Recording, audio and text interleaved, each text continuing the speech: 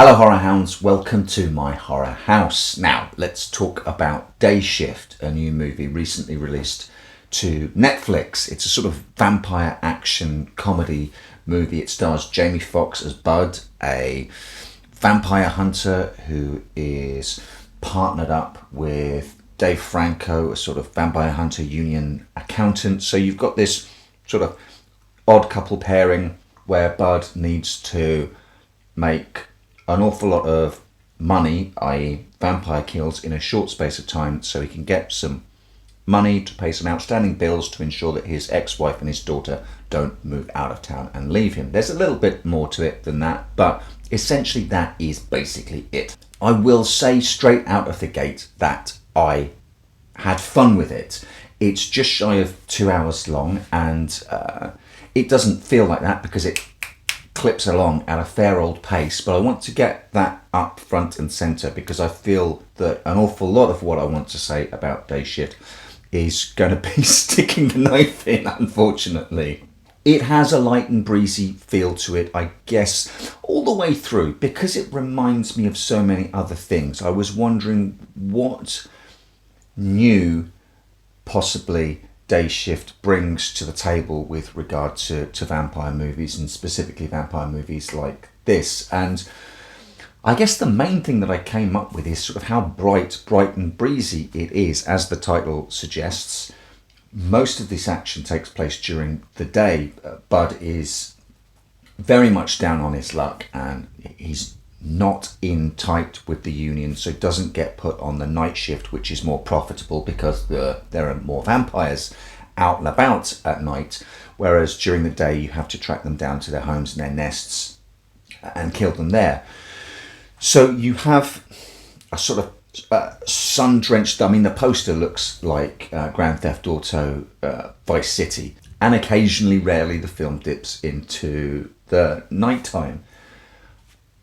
And what I found was that, for me, kind of detracted from the feel of this being a vampire movie. There are loads of action sequences. There are loads of hunter on vampire fights, car chases galore, explosions, heads coming off, gunplay, hand-to-hand combat. And it slowly starts, for me, not to feel like a vampire movie, and it feels more towards the end like a computer game.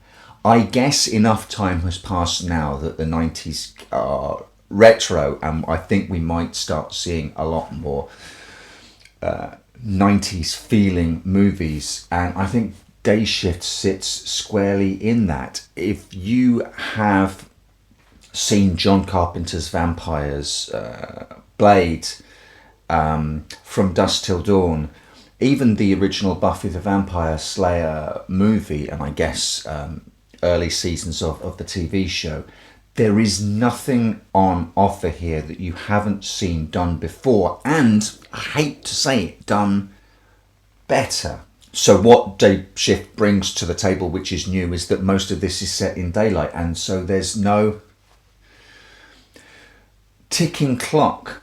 There's no chasing the sun like you get in John Carpenter's Vampires. There's no dread as the sun goes down and darkness descends. They're just mainly sort of characterless goons who will come and attack our hunters so that we can have a cool frenetic action sequence where the vampire hunters take out a load of vampires. If you want to sit down and be entertained and turn your brain off, that is enough. Like I said at the start, it did entertain me. I did have fun with it. I'm not entirely sure I will return to it. What it did make me want to do was go back to rewatch John Carpenter's Vampires, which didn't get a particular amount of love at the time it was released. But I think as the years have passed, I think the appreciation for John Carpenter's Vampires has increased. The problem with Night Shift is that it has no weight to it. Nothing has any weight to it. The action or the characterization, no one is really a fully rounded, three-dimensional character. They're all essentially ciphers designed to get to the next action set piece. And some of those are fun. The most enjoyable one is where Bud teams up with a couple of other vampire hunters. They go into a house, which is a nest, a hive they call it here, and then they clean out the hive. And whilst I had great fun watching it, I was also in parallel thinking, the scenes where the vampire hunters clean out the nests in John Carpenter's Vampires are so much cooler. There are more stakes. It feels dangerous. They are chasing the sun. Yeah, they bring all of their tech to bear as well. But going into a vampire's nest in that film is a risky proposition. Going into a vampire nest in this film does feel more like it's the next level on a computer game you're playing, and you're just controlling your Jamie Foxx avatar to pull off cool gun moves and use his cool weapons and stuff like that, and get into a bit of a fist fight with loads of really athletic parkour sort of contortionist vampires. And what I think first-time director J.J. Perry wanted to bring to Day Shift, the thing I think he wanted to bring that was new to the vampire movie genre, was John Wick style set pieces in a vampire world. And having a quick look at his resume, he certainly does come from the stunt world. I don't think he's necessarily a bad director. This is kind of clearly his first gig. He does want to use all the tricks in the box available to him. He's certainly got a drone at his disposal, and oh boy does he use it, especially for the car chases. Not badly, but just sort of like in a frenzy. And you can see the attempt to have little sort of close quarter gun combat set pieces moving through a house a la John Wick. But the difference between John Wick and this is that the world of John Wick has some weight to it, some heft to it. You can feel, especially as the movies go on, the weight of the world on John Wick's shoulders. He doesn't get through these without being out of breath, without taking his own licks, without being a little bit more battered, a little bit more beaten after every encounter. Whereas Night Shift, it just seems like an old coin-operated arcade machine where the vampire hunters are button bashing away until, all the vampires on that level are cleared. You get all your coins, and then you move on to the next little bit of talking, but don't worry about that because there's going to be another big action scene just round the corner. Jamie Foxx is great. I like Jamie Foxx. Snoop Dogg does exactly what you would hire Snoop Dogg to do in this scenario.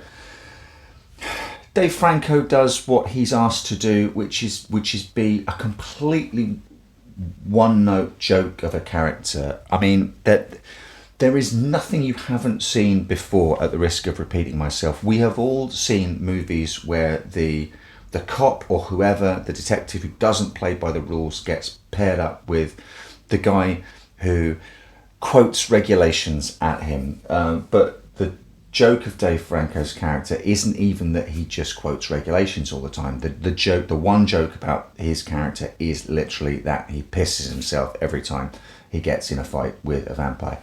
And that's kind of it. It's that thin.